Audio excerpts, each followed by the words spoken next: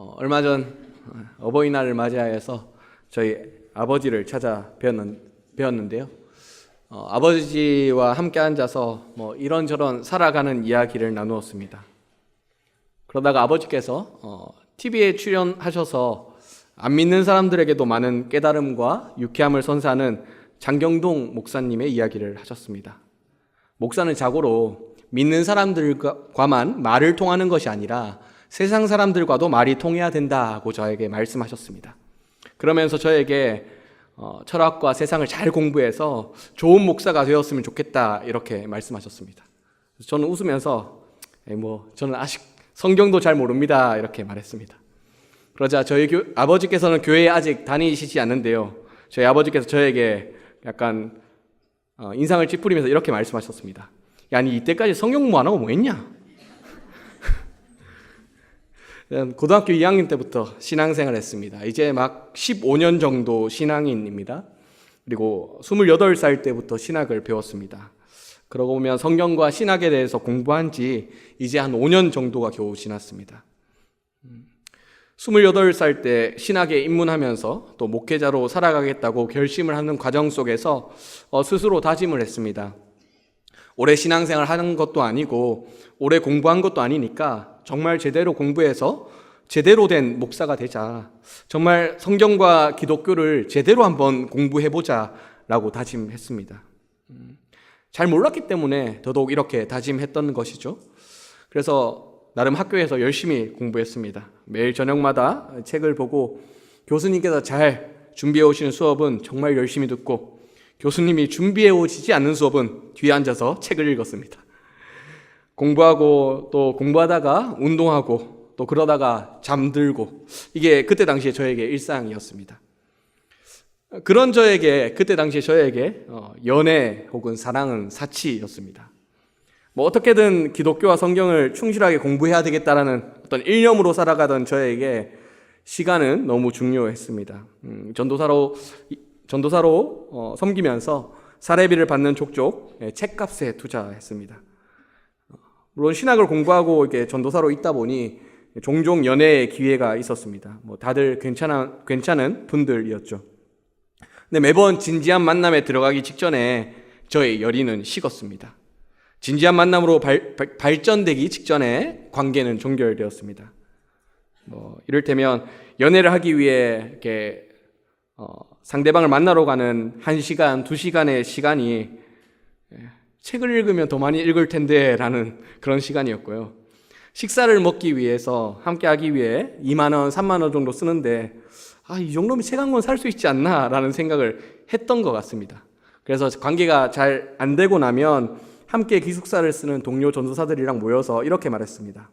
야, 지금까지 걔 만난다고 책 10권 날렸고 책 2권 읽을 시간 낭비했다.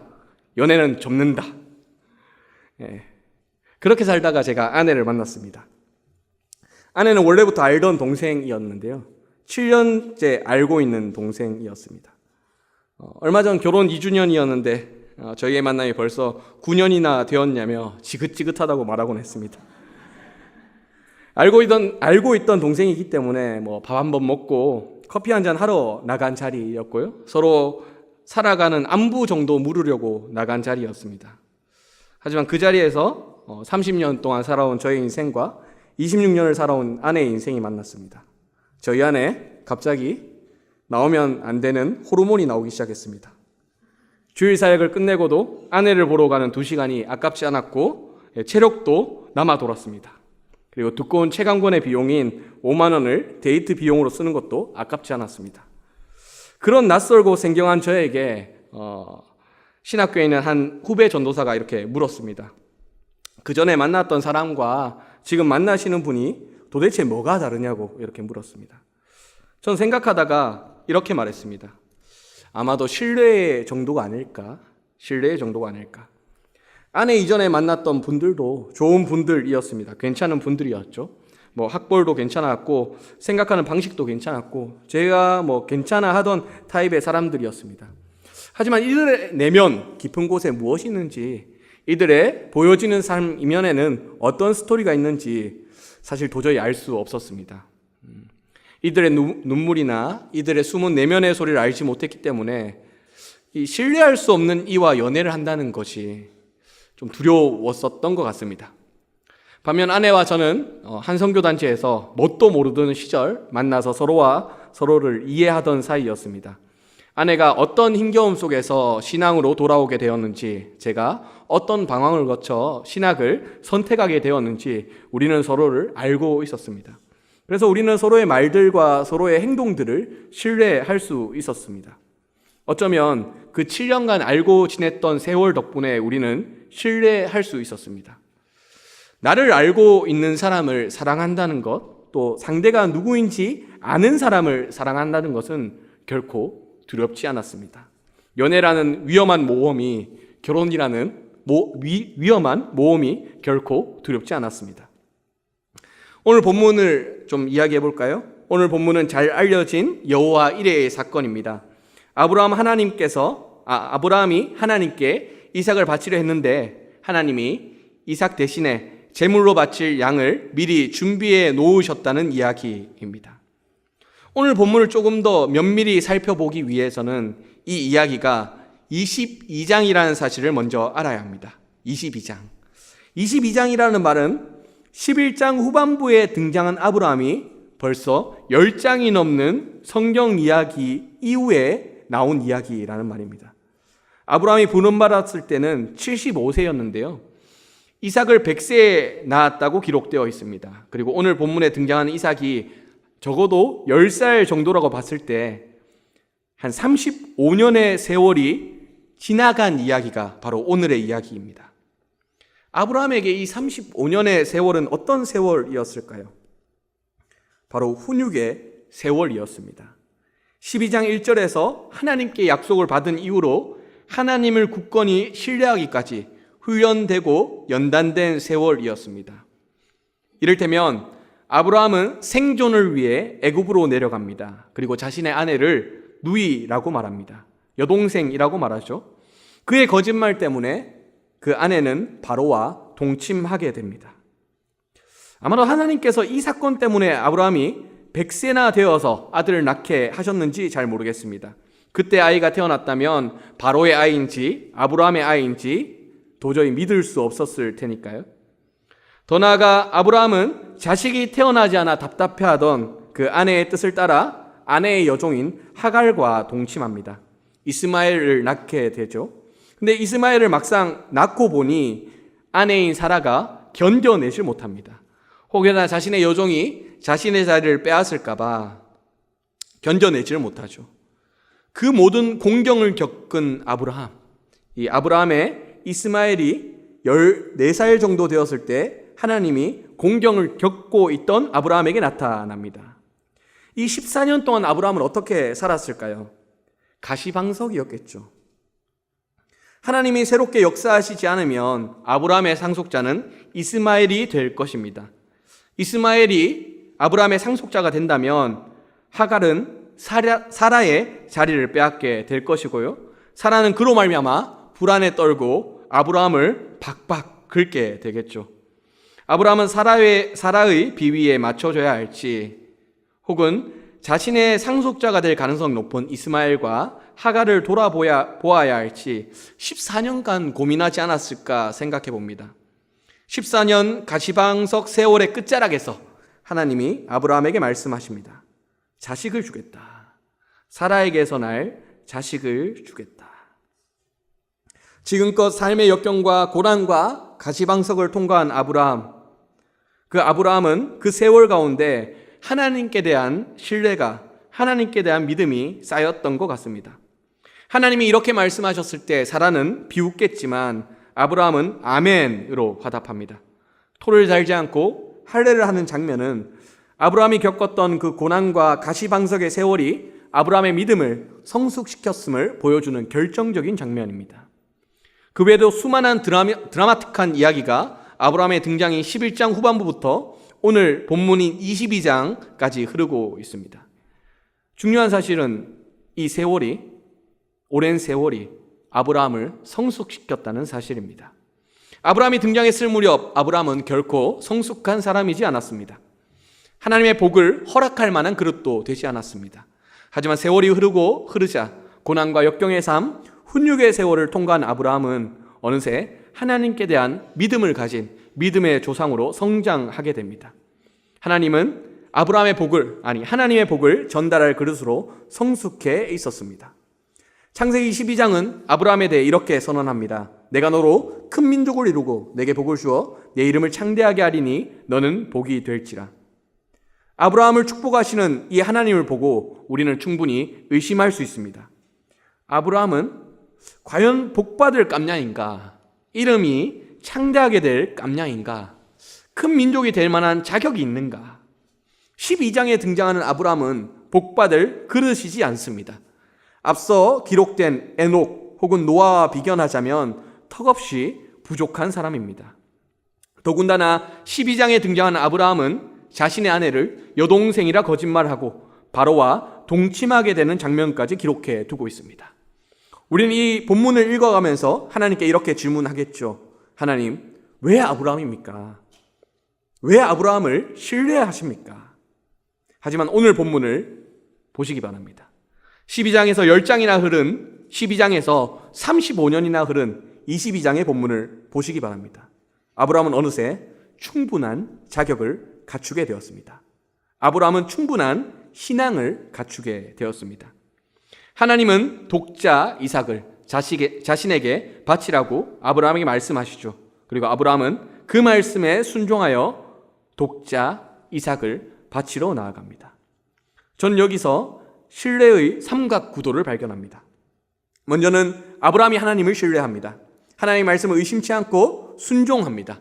자신의 독자 이삭을 바치라고 했을 때 그저 그렇게 바치러 나아갑니다. 이어서 이삭이 아브라함을 신뢰합니다. 이삭은 아직 하나님을 경험하기 전이죠.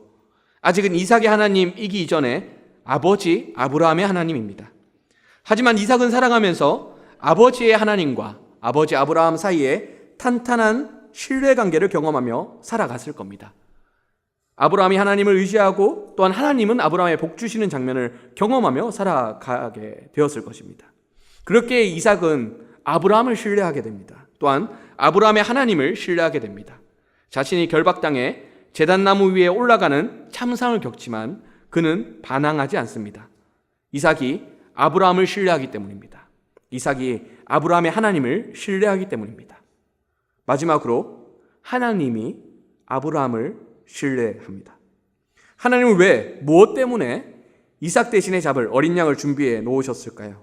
하나님 말씀이 떨어지자마자 아브라함이 하나님을 신뢰하기 위해 모리아 땅으로 떠나갔던 것처럼 아브라함이 이삭을 결박하고 제물로 잡으려고 했을 때 이삭이 아브라함과 아브라함의 하나님을 신뢰하며 반항하지 않은 것처럼 하나님도 아브라함이 자신의 독자 이삭을 바칠 것을 온전히 신뢰하셨기 때문에 어린 양을 준비해 놓으셨습니다.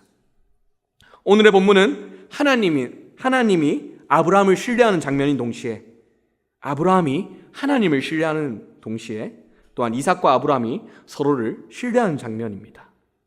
이 신뢰의 삼각구도, 아브라함과 이삭과 하나님 사이의 삼각구도는 어디서 형성되었을까요? 바로 세월을 통해 형성되었습니다. 35년의 세월. 성경에는 기록되지 않았지만 여전히 아브라함에 영향을 미쳤던 수많은 사건들과 또 10장의 성경의 기록들을 통해서 형성되었습니다. 믿음직스럽지 못하고 뭔가 연약해 보이던 아브라함은 35년의 세월과 10장의 성경 본문을 통해 충분히 믿음직스러운 신뢰할 만한 아브라함으로 변모합니다. 얼마나 신뢰할 만한 아브라함이었으면 아들 이삭조차도 아브라함을 신뢰했을까요? 반항하지 않았을까요? 무엇보다 하나님께서 아브라함을 신뢰하시면서 어린 양을 준비해 놓으셨을까요? 10장의 사건들 속에서 35년의 세월들 속에서 아브라함과 하나님 그리고 이삭 사이에 신뢰가 쌓여가고 있습니다. 이는 사실 우리의 이야기이죠. 신앙인이라고 말하기에는 한없이 부끄러운 모습으로 예수를 믿게 되었지만 신앙을 가진 이후에도 여전히 자신의 만족과 유익만을 위해 살아왔지만 세월의 고난과 풍파와 역경을 경험하고 하나님의 연단을 경험하다 보니 이제는 조금이나마 신앙인다운 모습이 있는, 이제는 조금이나마 그리스도인다운 모습이 있는 우리의 모습, 바로 아브라함의 모습입니다. 그렇기에 하나님은 아브라함을 믿음의 조상이라고 칭하십니다. 복받을 자격이 없는 아브라함을 세월을 통해 성숙시켜 주시고 그를 복의 통로로 삼으셨기 때문입니다. 그렇게 우리는 복받을 자격 없는 인간임에도 불구하고 하나님의 은혜에 의해 예수를 믿게 되고 그리스도인으로 장성하는 것이겠죠. 우리는 일반적으로 이 성경 속에 있는 단어, 히브리어는 에무나, 아멘에서 아멘과 비슷한 단어죠. 에무나. 그리고 헬라어로는 피스티스라는 단어를 믿음이라고 번역합니다. 물론 믿음이라는 번역도 좋은 번역입니다. 하지만 오랫동안 우리는 믿느냐 안 믿느냐는 방식으로 믿음이 일방적인 우리의 결단인 것처럼 사용해 왔습니다. 내가 믿고 안 믿고에 의해서 모든 것이 결정되는 것처럼 말해 왔습니다. 하지만 저는 이 믿음 대신에 신뢰라는 단어로 번역해 보면 어떨까 제안하고 싶습니다.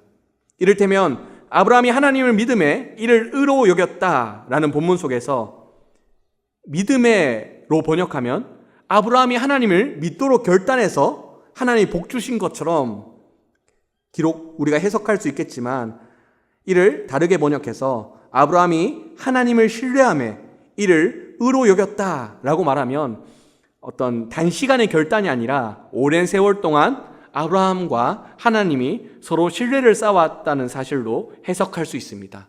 한마디로 세월의 흔적들을 함께 읽을 수 있죠. 그러고 보면 우리가 교회를 믿음의 공동체라고 말합니다. 믿음의 공동체라고 하면 우리 모두가 하나님 앞에서 하나님 믿기로 결단했구나 정도로 해석하게 됩니다. 하지만 믿음의 공동체라는 말보다 신뢰의 공동체라는 말을 쓰면 어떻게 될까요? 오랜 세월 동안 우리가 하나님을 신뢰하느냐 신뢰하지 않느냐의 공동체로 번역됩니다. 또한 우리는 서로에게 믿음의 형제, 믿음의 자매들이라고 칭합니다. 하나님을 믿기로 결단한 형제들, 하나님을 믿기로 결단한 자매들로 해석합니다. 하지만 신뢰의 형제, 자매들이라고 불러보면 어떨까요? 서로가 신뢰할 만한 형제들, 서로가 신뢰할 수 있는 자매들. 이렇게 읽어보면 형제, 자매 사이에 쌓여진 신뢰의 밀도, 얼마나 오랜 시간 동안 신뢰를 쌓았느냐가 더 중요해집니다. 그렇게 해석해보면 교회는 신뢰의 공동체입니다. 우리 각 개인이 하나님을 믿기로 결단했느냐의 문제라기보다는 우리 양정교회가 하나님 앞에서 얼마나 신뢰도를 쌓아왔느냐에 따라서 우리가 신뢰의 공동체가 됩니다. 즉 하나님은 우리 양정교회를 신뢰할 수 있는가라고도 물을 수 있겠죠. 또한 교회는 신뢰할 수 있는 형제, 자매들의 공동체입니다. 각 개인이 하나님을 믿기로 결단했느냐의 문제가 아니라 우리가 각자 형제, 자매들을 얼마나 신뢰할 수 있느냐의 문제, 얼마나 서로에 대한 신뢰도를 쌓아왔느냐의 문제로 우리 교회를 점검해 볼 수 있습니다. 교회가 신뢰의 공동체라고 해석해 보면 좋은 교회는 어떤 교회일까요? 하나님께서 신뢰할 만한 그런 여정들을 걸어온 교회겠죠. 또한 교회가 신뢰할 수 있는 형제, 자매들의 공동체라고 볼 때 좋은 교회는 교우들이 서로 믿고 신뢰할 수 있는 교회여야 좋은 교회지 않겠나 싶습니다. 그러면 양정교회는 좋은 교회입니까? 하나님은 우리 양정교회를 신뢰하고 있으실까요? 더 나아가 우리 형제 자매들은 우리 서로를 신뢰하고 있을까요? 다시 아브라함의 이야기로 돌아가 보면 아브라함의 이야기 속에서 우리가 배울 수 있는 것이 있습니다. 바로 이 신뢰는 세월 속에서 쌓여져 간다는 사실이죠. 하나님은 하나님을 신뢰하는 나 스스로의 모습이 이 세월 속에서 만들어지는 것처럼 하나님이 신뢰할 만한, 하나님을 굳게 신뢰하는 교회의 모습 또한 세월 속에서 만들어집니다. 교회는 세월을 견뎌내면서 아름답게 빚어집니다. 더 나아가 교우들 사이에서도 일정 정도의 시간이 흘러야 서로를 신뢰하게 되죠. 적정세월을 함께하며 함께 호흡해야 서로를 비로소 신뢰할 수 있습니다. 더 분명한 사실은 단순하게 시간이 흐른다고 우리가 신뢰할 만한 사람이 되느냐의 문제는 아니겠죠. 아브라함을 아브라함답게 믿음의 조상답게 만들었던 세월은 험악한 고난의 세월이었습니다. 반복되는 넘어짐의 세월이었죠. 온전해질 모습까지 반복되는 훈육의 세월이었습니다. 동일하게 우리를 교회답게 만드는 것은 무엇일까요? 함께 겪는 고난의 세월들, 함께 경험하는 넘어짐의 세월들, 함께 겪는 훈련의 세월들 아닐까 생각합니다. 일단 우리를 서로 신뢰하게끔 묶어주는 것 또한 함께 고난과 넘어짐과 훈육의 세월들 함께 겪을 때 가능하지 않을까 생각해 봅니다. 교회의 역사만 둘러봐도 우리가 알 수 있습니다. 초기 교회는 예수의 순환 아래서 제자들의 박해 아래서 끈끈하게 묶여졌습니다. 또한 초기 기독교 공동체를 세웠던 모든 사람들 대부분이 순교자죠. 고난을 겪으면서 그들은 교회가 되어갔습니다. 양정교회라고 다를까요? 제가 양정교회 역사를 찾아봤는데요. 6.25 동족 상잔의 비극을 겪은 이후 상처를 안고 있는 이 양정에 있던 포로 수용소의 피난민 일부가 천막을 세우고 예배했던 것이 양정교회의 전신입니다. 고난과 넘어짐과 훈육의 세월들이 이 양정교회에 모인 이들을, 천막에 모인 이들을 끈끈하게 묶어주었습니다. 그 고난의 세월들은 양정교회 초기 기독교 멤버들의 신앙을 사변적인 신앙에 머물지 않고 말로만 하는 고백에 머물지 않고 정말 신앙적인 삶으로 성숙시켜 주었습니다. 양정교회가 양정교회다워지게 만든 그 저력이 그 고난의 세월에 있습니다. 함께 넘어지고 함께 훈련되어 갔던 그런 세월 속에서 우리 양정교회는 양정교회일 수 있었습니다. 이제 우리 앞을 보면 건축이라는 거대한 사업이 펼쳐져 있죠. 많은 돈이 들어가는 공사라고 하는데 저는 건축에 대해서 잘 몰라서 잘 모르겠습니다. 그리고 1년 가까이의 세월이 흘러가는 그런 공사라고 하는데 이를 위해서 제가 무엇을 해야 될지 잘 감도 오지 않습니다. 너무 많은 돈이어서 제가 어떻게 헌금을 해야 되고 어떻게 건물이 세워야 되는지에 대해서는 저는 무시합니다. 제가 말할 수 있는 것이 아무것도 없죠. 하지만 제가 말할 수 있는 것이 있다면 바로 교회입니다. 제가 조금 알고 제가 조금 공부한, 그래서 말할 수 있는 교회에 대해서 말해보려고 합니다. 교회는 건물의 멋있음으로 평가되는 공동체는 아닙니다. 건물의 화려함으로 평가되는 공동체도 아니죠. 시설의 편안함과 안락함으로 평가되는 공동체도 아닙니다. 교회는 믿음의 공동체, 신뢰의 공동체입니다. 교회가 좋은 교회라는 사실은 온 교회가 하나님을 얼마나 신뢰하느냐의 문제입니다. 교회가 좋은 교회라는 말은 성도들 사이에 얼마나 끈끈한 신뢰가 형성되어 있느냐의 문제입니다. 그런 의미에서 우리에게 닥쳐진 이 건축의 여정은 건물을 멋있게 짓기 위한 여정이거나 건물을 화려하게 짓기 위한 여정이거나 건물에 있는 편안함과 안락함을 증대하기 위한 여정이지 않습니다. 우리에게 우리 앞에 주어진 이 건축의 여정은 하나님을 우리가 얼마나 신뢰하는지를 평가하는 여정입니다. 우리 양정교회는 얼마나 하나님을 신뢰하고 있을까요? 더 나아가 이 여정은, 건축의 여정은 성도들 서로가 얼마나 서로를 신뢰하고 있는지를 평가하는 여정입니다.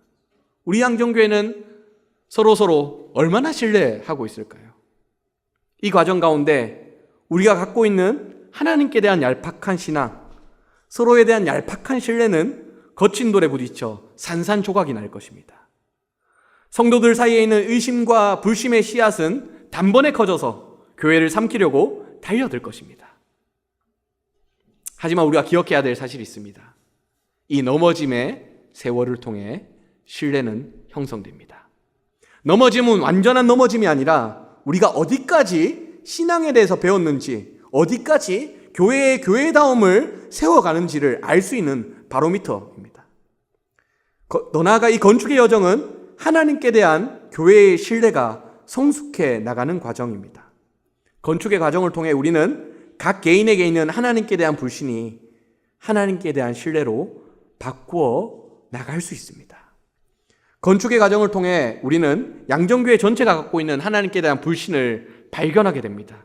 그리고 그 발견한 불신들을 다듬어서 하나님께 대한 신뢰로 올려드릴 수 있습니다. 마치 아브라함이 세월 속에서 자신의 불신을 발견하고 자신의 신앙적인 삶을 선택했던 것처럼 우리도 힘겨움과 어려움 속에서 하나님께 대한 불신을 하나님께 대한 신앙으로 다듬어 나갈 수 있습니다. 뿐만 아니라 건축의 여정은 성도들 서로 간에 있던 불신을 발견하고 그 불신을 신뢰로 바꾸어 나가는 여정입니다. 건축의 과정을 통해 우리는 성도들 서로가 서로에게 갖고 있던 불신이 뿌리 뽑히는 여정들을 걸어나게 될 것입니다. 이를테면 우리는 평소에 안이 곱게 바라보던 지체들이 있을 수 있겠죠. 좋게 평가하지 않았던 지체들이 있을 수도 있겠죠.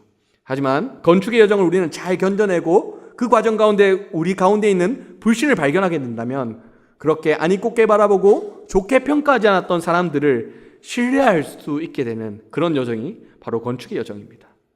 건축의 여정은 우리 양정교회 공동체 모두가 함께 하나님을 경험하면서 서로를 경험하면서 힘듦을 분담하고 서로를 격려해 나가며 후에 맞이하게 될 성취를 소망해 나가며 우리 스스로가 성숙해 가는 여정입니다. 그렇게 이 여정은 우리에게 좋은 건물을 전달하는 여정이 아니라 이 여정은 교회의 본질인 신뢰를 배워나가는 여정입니다. 또한 배워나간 이 신뢰로서 서로 불신할 수도 있었던 서로를 끌어안는 여정입니다. 그렇게 우리에게 건축의 여정은 무엇보다 교회가 교회되어 가는 여정입니다. 우리 양정교회는 역사적 순간 앞에 서 있습니다. 건축이란 거대한 사업을 해내야만 한 그런 시점에 서 있습니다. 건축의 여정들은 우리에게 부담을 안겨주겠죠. 또 때로는 넘어짐을 선물하기도 할 겁니다. 하지만 분명한 사실이 있다면 이 건축의 여정 또한 하나님께서 우리를 훈육해 나가시는 여정이란 사실입니다. 이 여정이 올바로 완수된다면, 이 훈련의 여정이 올바로 끝난다면 우리는 하나님께 대한 신앙이 성숙한 교회가 되어 있을 것입니다. 하나님께 대한 신뢰가 두터워진 교회가 되어 있을 것입니다. 또한 이 여정이 올바로 완수된다면 우리는 어느새 성도들 사이에 불신이 무너지고 신뢰가 돈독히 쌓여있는 교회가 되어 있다는 사실을 발견하게 될 것입니다. 우리가 오늘 본문에서 기억해야 될 사실이 있습니다. 아브라함이 이삭을 데리고 모리아 땅으로 가던 그 여정의 끝에는 무엇이 있었을까요? 하나님께서 예비하신 어린 양이 있었습니다. 아브라함이 자신의 독자 이삭을 바치기 위해 모리아 땅으로 가던 여정 끝에 하나님께서 예비하신 어린 양이 있었습니다. 성경은 이를 두고 여호와 이레라고 말합니다. 아브라함이 이삭을 데리고 모리아 땅으로 가던 여정이 힘겨웠을 것처럼, 그리고 12장에서 시작한 아브라함이 22장까지 달려오는 여정들이 힘겨웠을 것처럼 우리의 건축을 향해 나아가는 여정 또한 때로는 힘겹겠죠. 자기 희생이 필요할 것이고 또 헌신에 대한 결단이 필요할 것이며 그 결단을 감내하는 수고들도 필요할 것입니다. 그럴 때 때로는 하나님께 대한 불신으로 인하여 넘어지기도 하고 좌절하기도 하고 공동체 형제 자매들을 향한 불신으로 인해 힘겨워하는 과정들도 분명히 있을 것입니다. 하지만 그 과정의 끝에는 무엇이 있을까요? 하나님께서 우리를 위해 준비하신 어린 양이 있을 겁니다. 우리가 여호와 이레라고 부를 수 있는 하나님의 귀한 선물이 그곳에 준비되어 있을 것입니다. 이 귀한 여정이 단순히 건물만을 위한 여정이 아니라 교회의 교회됨을 위한 여정이 되었으면 좋겠습니다. 하나님께 대한 신뢰를 쌓아나가고 하나님께 대한 신뢰를 배워나가는 여정이 되었으면 좋겠습니다. 그리고 한 교회로 허락하신 형제 자매들을 신뢰하는 방법, 믿고 함께 경청하는 방법들을 배워나가는 귀한 여정이 되었으면 좋겠습니다. 이 귀한 여정을 우리가 거치게 될 때 우리는 더욱더 교회다운 교회로 거듭나게 될 것입니다. 하나님을 신뢰하는 교회, 서로를 신뢰하는 교회, 서로가 함께 갈 수 있는 교회가 될 것입니다. 우리 함께 찬양하겠습니다.